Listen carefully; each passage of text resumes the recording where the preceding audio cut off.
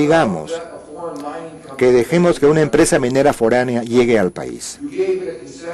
Le damos una concesión según la cual, con cero regalías, bueno, no, supongamos que damos cero regalías a una empresa minera foránea. Llega la empresa y explota el medio ambiente, el PBI subiría, ¿no es cierto? Pero el país se va a empobrecer. Podemos decir, las exportaciones de los minerales son muy grandes, pero el valor de las importaciones, de esto va a los extranjeros y no beneficia a la gente del país mismo. Antes medíamos una cosa que se llamaba el Producto Nacional Bruto. No el Producto Bruto Interno, sino el Producto Nacional, que tenía que ver con los ingresos de la gente que vivía dentro del país. Hace unos 15 años, la contabilidad estándar pasó a lo que era el producto producido en el país, pero desde el punto de vista de la evaluación del bienestar conviene hablar de los ingresos de la gente que vive dentro del país, de manera que la medición correcta que deberíamos utilizar es tomar en cuenta los ingresos de la gente del país, tomar en cuenta la degradación del medio ambiente y el agotamiento de los recursos naturales. Y el problema en demasiados casos es que la bonanza de recursos se ha traducido en auges de consumo, en los que el país termina siendo más pobre y no más rico. Y eso explica por qué esa riqueza no es sostenida. Hay un quinto problema en el manejo de la bonanza de recursos de un país, y tiene que ver con un concepto que Harry Lichtenstein definía como X-ineficiencia. Cuando uno se hace más rico, se hace más laxo, más relajado, menos disciplinado, menos concentrado, menos focalizado en la eficiencia. Y esto significa la competitividad es importante para un crecimiento económico sostenido. Y eso es lo que se pierde con la bonanza, con la riqueza.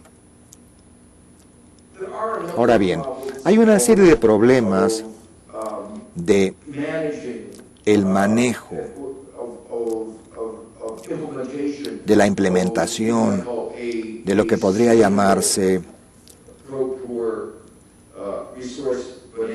una bonanza sostenible en favor de los pobres, a la que yo quisiera llamarles la atención. La mejor manera de describirla es, por ejemplo, tomamos los recursos que están debajo del suelo y los invertimos en educación, en tecnología, en infraestructura, en recursos humanos.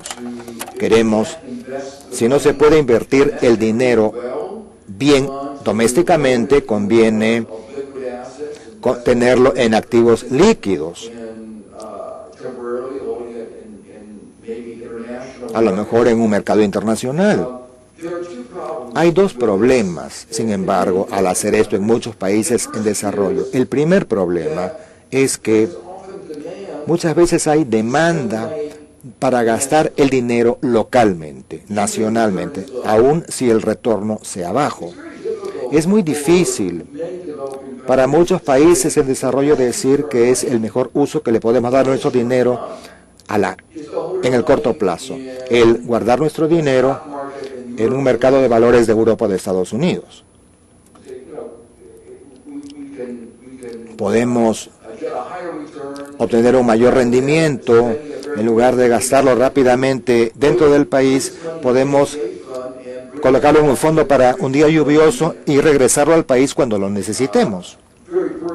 Los países muy pobres como Nigeria dicen, ¿cómo se puede hacer eso? ¿Cómo pueden aportar a nuestros recursos naturales para el crecimiento de Estados Unidos y de Europa cuando los necesitamos tanto en nuestro país? Y esto puede ser la mejor parte de un buen manejo de recursos.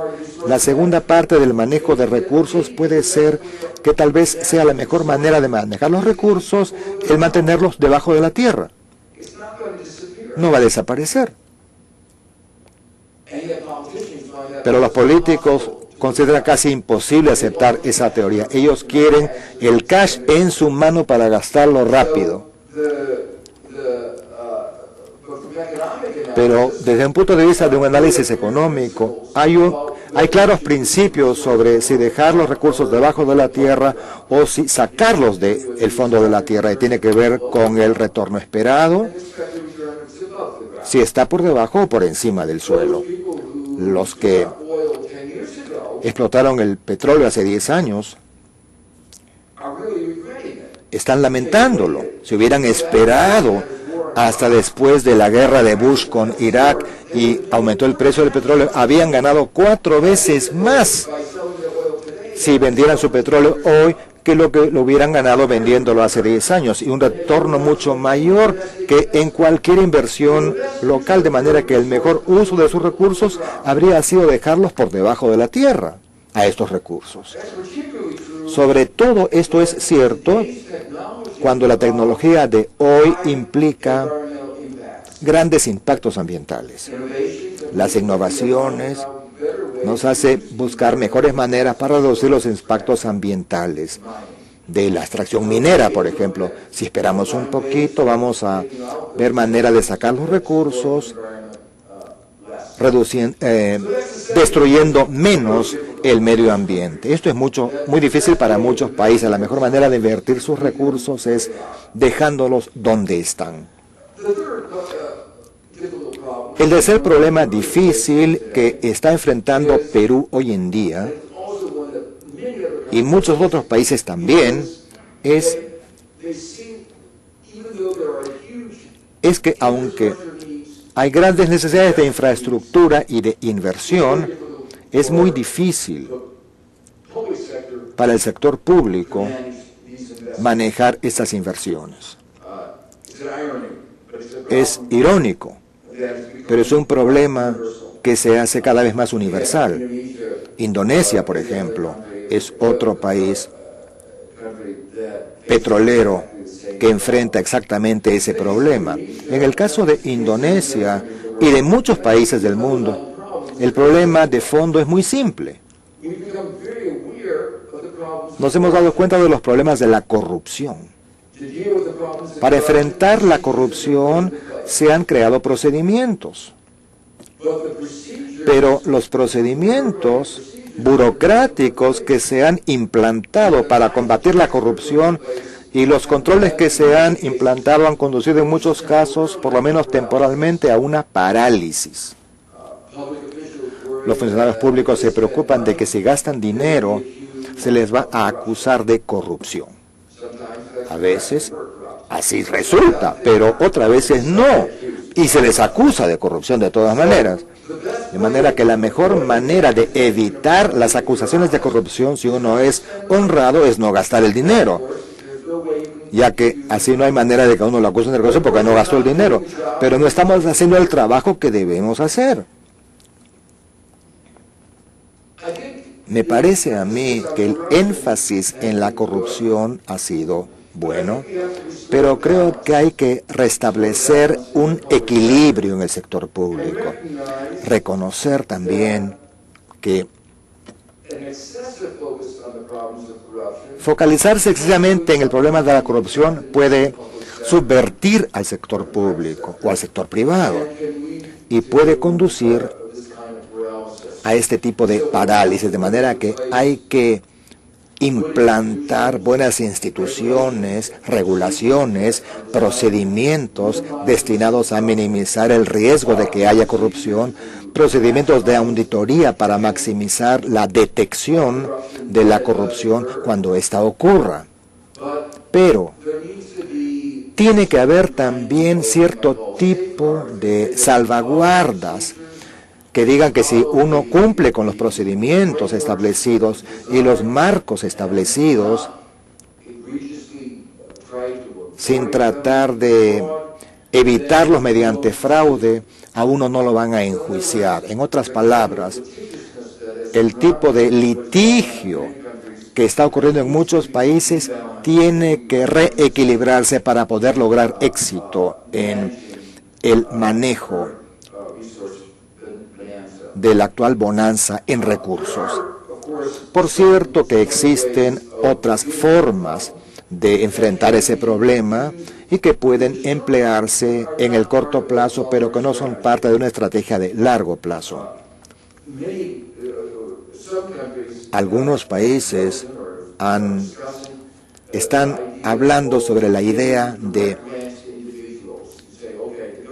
por ejemplo, si al gobierno no se le puede si no se puede uno confiar en el gobierno porque no gasta el dinero bien, ¿por qué no se lo damos a personas y que ellos gasten el dinero? Bueno,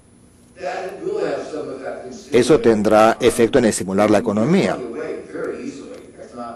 Bueno, no hay límite a la cantidad de dinero que uno puede regalar, pero no va a conducir a un crecimiento de largo plazo para la economía.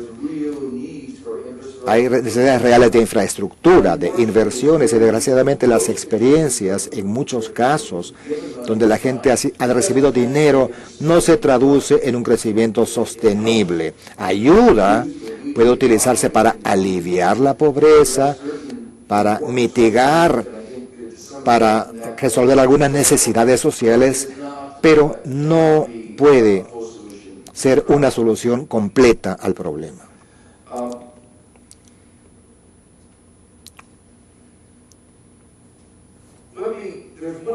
Hay un punto más que quiero mencionar rápidamente en el contexto del manejo de recursos naturales y tiene que ver con los problemas medioambientales. Una de las dificultades radica en que muchas veces hay consecuencias adversas para la sociedad por parte de la extracción de los recursos naturales. Hay toda una historia en todo el mundo de empresas.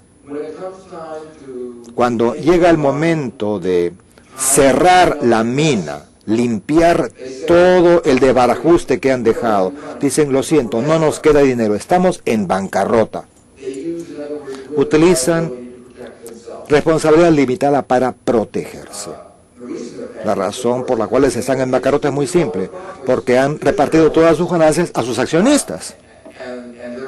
Y por lo tanto ya no les queda nada. Veían que esto venía y utilizaron esa estructura de responsabilidad limitada para salir del paso.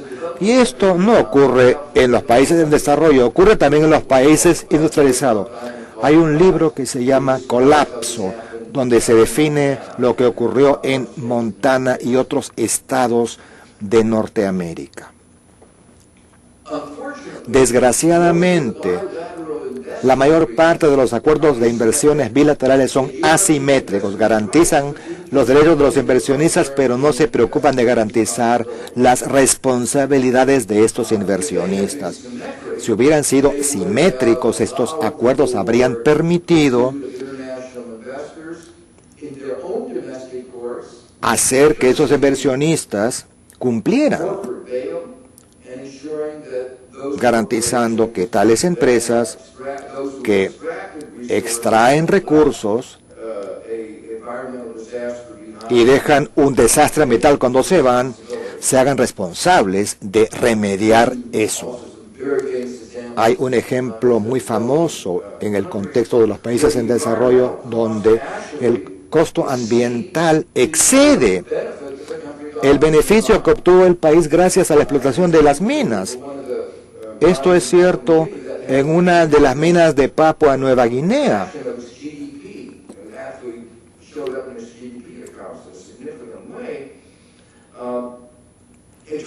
Y resultó que el costo medioambiental era tan inmenso que los inversionistas internacionales que participaron en la mina eventualmente dejaron este laberinto y se fueron para que los propios habitantes limpiaran todo lo que ellos habían destrozado. Parte de esta bonanza es asegurarse de que haya maneras de garantizar que los que están creando los problemas medioambientales paguen el costo de su limpieza. A lo mejor exigir